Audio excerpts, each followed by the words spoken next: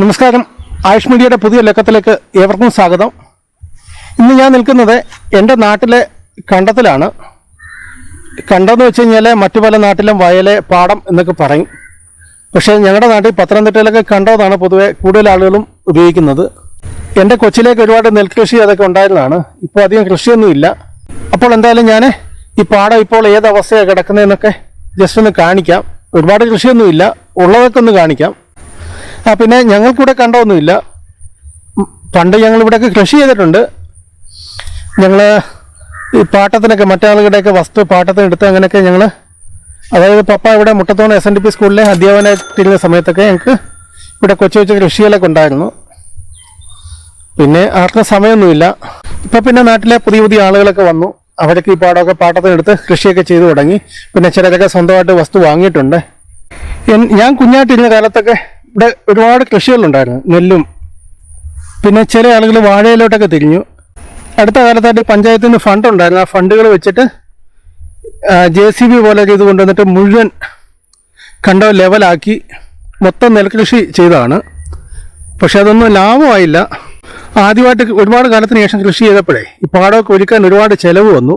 അതുകൊണ്ട് തന്നെ ആദ്യത്തെ വിളവ് ലാഭമായിട്ടില്ല. പക്ഷെ അതിനുശേഷം ഈ കോവിഡും അതൊക്കെ വന്നതുകൊണ്ട് വീണ്ടും ആ പാടം ഒന്നും ചെയ്യാതെ കിടന്നിട്ട് വേണ്ട ഇപ്പോൾ നോക്കി ഇത് മൊത്തം പോളയായിട്ടുണ്ട്. അപ്പോൾ ഈ കണ്ടത്തിൽ ഇനിയും കൃഷി ചെയ്യണമെങ്കിൽ ആദ്യം മുടക്കിയതുപോലെ തന്നെ ആളുകൾക്ക് പൈസ മുടക്കേണ്ടി വരും. അതുകൊണ്ട് തന്നെ ആരെങ്കിലും അതിന് തയ്യാറാവുമോ എന്ന് സംശയമാണ്. ഈ കണ്ടത്തിൻ്റെ ബാക്കി കാണുന്നതാണ് ശ്രീബുദ്ധ കോളേജ്. ഇത് വുമൻസ് എഞ്ചിനീയറിംഗ് കോളേജായിട്ട് തുടങ്ങിയതാണ്. ഇപ്പം മിക്സഡാണ്. എൻ്റെ അനുജത്തി ആ കോളേജിൽ അക്കൗണ്ടൻ്റായിട്ട് വർക്ക് ചെയ്യുന്നുണ്ട്. എൻ്റെ വീടിൻ്റെ അവിടെ നിന്ന് അല്പം നടന്നു പോകാമെന്ന് അകലവേ ഉള്ളൂ. പണ്ട് ഞാൻ കുഞ്ഞായിട്ടിരിക്കുമ്പം അവിടെയൊക്കെ ഞങ്ങൾ കൃഷി ചെയ്തിട്ടുള്ള സ്ഥലമാണ്. ഞങ്ങൾക്ക് അവിടെ പാട്ടത്തിനൊരു വസ്തു എടുത്തിട്ട് അവിടെ വാഴയൊക്കെ കൃഷി ചെയ്തിട്ടുണ്ടായിരുന്നു. ആ സ്ഥലമൊക്കെ ഇപ്പം കോളേജായി. ഇത് പിന്നെ മത്സ്യകൃഷിയാണ്. ഇവിടെ അടുത്ത് തന്നെയുള്ള ചേട്ടൻ്റെ വക. അപ്പോൾ ഇതിന് പഞ്ചായത്തിൻ്റെ ഫണ്ടൊക്കെ ഉണ്ടായിരുന്നു. അതുപോലെ സബ്സിഡി അതൊക്കെ കിട്ടും. അപ്പം അങ്ങനെ തുടങ്ങിയതാണ്. ഈ കണ്ടത്തിൽ നിന്ന് ഒത്തിരി മണ്ണൊക്കെ JCB വെച്ച് മാറ്റിയിട്ട്, JCB അല്ലെല്ലാം മണ്ണ് മാന്തി ഓക്കെ എല്ലാതൊക്കെ തന്നെ. അപ്പം അങ്ങനെ ചെളിയെല്ലാം മാറ്റിയിട്ട് തുടങ്ങിയാണ്. പിന്നെ മുകളിൽ വല കെട്ടിയേക്കുന്നതെന്ന് വെച്ച് കഴിഞ്ഞാൽ ഇവിടെ ഒരുപാട് കണ്ടത്തിൽ ഒരുപാട് കൊക്കിൻ്റെയൊക്കെ പ്രശ്നമുണ്ട്. ഇപ്പം മീനൊക്കെ വന്നിട്ട് കൊക്ക് വന്നിട്ട് കൂട്ടത്തോടെ വന്ന് എടുത്തുകൊണ്ട് പോകും. അതുകൊണ്ടാണ് മൊത്തം വല വെച്ചേക്കുന്നത്. അപ്പോൾ ഇതൊക്കെ സത്യം പറഞ്ഞു കഴിഞ്ഞാൽ ഒറ്റത്തവണ ഇൻവെസ്റ്റ്മെൻറ്റേ ഉള്ളൂ. പിന്നെ ലോങ് ടൈമിലേക്കെന്ന് വെച്ച് കഴിഞ്ഞാൽ നല്ല ലാഭമാണ് മത്സ്യകൃഷിയൊക്കെ. കാരണം ഈ വലയൊക്കെ നമ്മൾ ഒരു തവണ പൈസ കൊടുത്ത് വാങ്ങിച്ചു കഴിഞ്ഞാൽ പിന്നെ ഏറ്റവും കൂടുതൽ 4-5 കൊല്ലമെങ്കിലും നമുക്ക് ഉപയോഗിക്കാൻ പറ്റും. പൊതുവേ ഇതൊക്കെ കൃഷി ചെയ്യുന്ന ആളുകൾ പറയണത് നമ്മൾ മുടക്കുന്നതിൻ്റെ ഏതാണ്ട് 5-6 മടങ്ങെങ്കിലും ലാഭം കിട്ടുമെന്ന്, അസുഖങ്ങളൊന്നും വന്നില്ലെങ്കിൽ. സാധാരണ പുതിയ കൃഷിയൊക്കെ ആകുമ്പം സാധാരണ ഈ പാടത്ത് നല്ല വെള്ളമൊക്കെ ആണെങ്കിലേ അങ്ങനെ അസുഖങ്ങളൊന്നും വരാൻ സാധ്യതയില്ല. പിന്നെ ശരിക്കും മണ്ണിലെ pH ബാലൻസൊക്കെ നോക്കിയിട്ടാണ് ഇവർ കൃഷി ഇറക്കിയിരിക്കുന്നത്. ആദ്യമേ തന്നെ മണ്ണ് pH ബാലൻസൊക്കെ ഒന്ന് സെറ്റ് ചെയ്യും. അപ്പോൾ അതൊക്കെ എങ്ങനെ സെറ്റ് ചെയ്യുന്നതെന്നൊക്കെ ഇതിൻ്റെയൊക്കെ ഞാൻ വീഡിയോ ആദ്യ സ്റ്റെപ്പ് തൊട്ട് തന്നെ മണ്ണ് മാറ്റുന്ന കാലം തൊട്ട് തന്നെ എടുത്തു വെച്ചിട്ടുണ്ട്. ഇനി വിളവെടുക്കുന്ന സമയമാകുമ്പോഴത്തേക്ക് ഞാൻ എല്ലാം കൂടെ ഒന്നിച്ച് ഒരു വീഡിയോ ആയിട്ട് പോസ്റ്റ് ചെയ്യാം.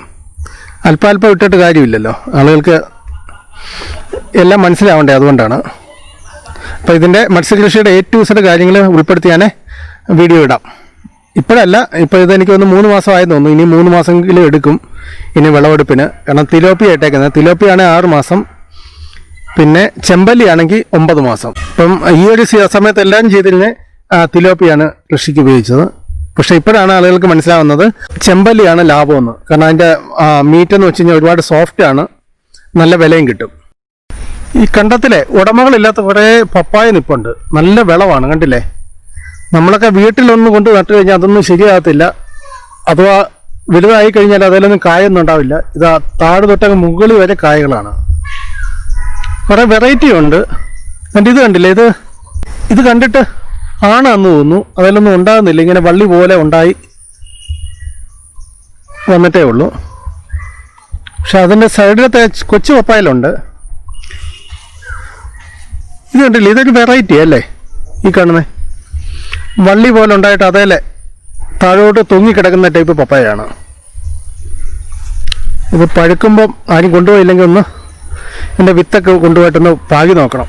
ഇത് നല്ല ഇനമാണ്. ഇതാരെ കൊണ്ട് നട്ടേന്നൊന്നും നമുക്കൊന്നും ഒരു ഐഡിയ ഇല്ല. ആരും അങ്ങനെ ഇതൊന്നും പറിക്കാൻ ഇങ്ങോട്ട് എത്തുന്നുമില്ല. നിറയെ നിൽപ്പുണ്ട്, കണ്ടില്ലേ. ഈ പപ്പായ ഞാൻ അങ്ങനെ കണ്ടിട്ടുള്ള ഇനമല്ല. ഇതോ നല്ല വിളവുള്ള ഇനമാണ്. ഏതിനമാണെന്ന് അറിയാവുന്ന ആളുകൾ ജസ്റ്റ് താഴെ ഒന്ന് കമൻറ്റ് ചെയ്തേക്കെ. ഈ കാണുന്നത് വെട്ടക്കൊടി കൃഷി ചെയ്തേക്കുന്നതാണ്. അപ്പോൾ അതിൻ്റെ എല്ലാം തൈകളാണ് നട്ടേക്കുന്നത്. തൈ എന്ന് വെച്ച് കഴിഞ്ഞാൽ ഇതിൻ്റെ തലപ്പം, അതായത് ഇതിൻ്റെ തണ്ട് തന്നെയാണ് കട്ട് ചെയ്തിട്ട് നടുന്നത്. ഇപ്പം മഴയാണെങ്കിലും ഈ നട്ട സമയത്ത് നല്ല വെയിലാണ്. അതുകൊണ്ടാണ് അതൊന്നും ഉണങ്ങിപ്പോകാതിരിക്കാൻ വേണ്ടിയാണ് ഇപ്പം ഈ പന്തലിട്ടേക്കുന്നത്. ഇത് വലിച്ചു കെട്ടിയേക്കുന്നുണ്ട്. അധികം വെയിലൊന്നും ഉള്ളിലേക്ക് കിടക്കത്തില്ല. തലപ്പം നന്നായിട്ട് വളരാൻ അതൊക്കെ ഹെൽപ്പ് ചെയ്യും. അതിൻ്റെ ബാക്കിലായിട്ട് കാണുന്നത് കപ്പ കൃഷിയാണ്. ഇത് വെറ്റ കൃഷിയാണ്. ഇത് അല്പം കൂടി മുമ്പ് നമ്മൾ കണ്ടില്ല, അതിനേക്കാളും അല്പം കൂടി വലുതായി തുടങ്ങിയതാണ്. ഇത് എനിക്ക് തോന്നുന്നു ആദ്യമേ മുമ്പ് ഇവിടെ വാഴയായിരുന്നു, അത് കഴിഞ്ഞിട്ട് അവർ ഉടൻ തന്നെ വെറ്റ കൃഷി ചെയ്ത് തുടങ്ങി. അതുകൊണ്ടാണ് ഇത് അത്യാവശ്യം വള്ളിയായി തുടങ്ങി. ഈറ വെച്ചാണ് പന്തൽ ഇട്ടേക്കുന്നത്. അപ്പം ഞാൻ ഇതിൻ്റെ പല സ്റ്റെപ്പായിട്ട് പല വീഡിയോ എടുത്തു വെച്ചിട്ടുണ്ട്. ഞാൻ ഈ സീസണല്ല, കഴിഞ്ഞ സീസൺ തൊട്ട് തന്നെ വീഡിയോ എടുത്തു വെച്ചിട്ടുണ്ടായിരുന്നു. അപ്പോൾ അതെല്ലാം കൂടെ വെച്ചിട്ട് നമ്മളിവിടെ ഒരു കൃഷി ചെയ്യുന്ന ഒരു ചേട്ടനെയൊക്കെ വിളിച്ചിട്ട് നമുക്കിതിൻ്റെ കൃഷി രീതിയൊക്കെ നമുക്കൊരു വീഡിയോ ഇടാം.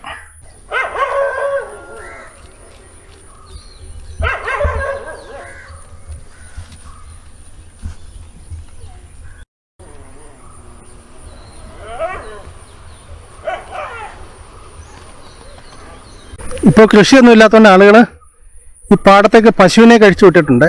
ഇവിടെ പല വീട്ടുകാരും അവരുടെ ഉപജീവന മാർഗം എന്ന് വെച്ച് കഴിഞ്ഞാൽ പശുവിനെ വളർത്തുന്നതാണ്. നല്ല നല്ല കൊഴുപ്പൊക്കെയുള്ള പാലാണെങ്കിൽ നല്ല വിലയും കിട്ടുന്നുണ്ട്. ഇപ്പോൾ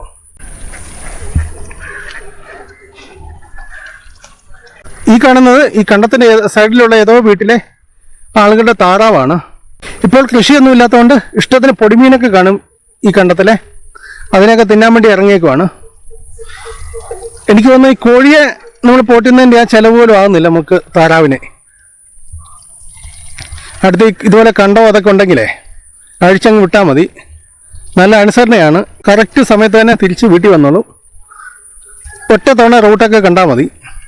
പക്ഷേ പട്ടിശല്യം ഉണ്ടെങ്കിൽ പ്രശ്നമാണ്. പട്ടി വന്നിട്ട് ഇതിനെല്ലാം പൊക്കിക്കൊണ്ട് പോകും.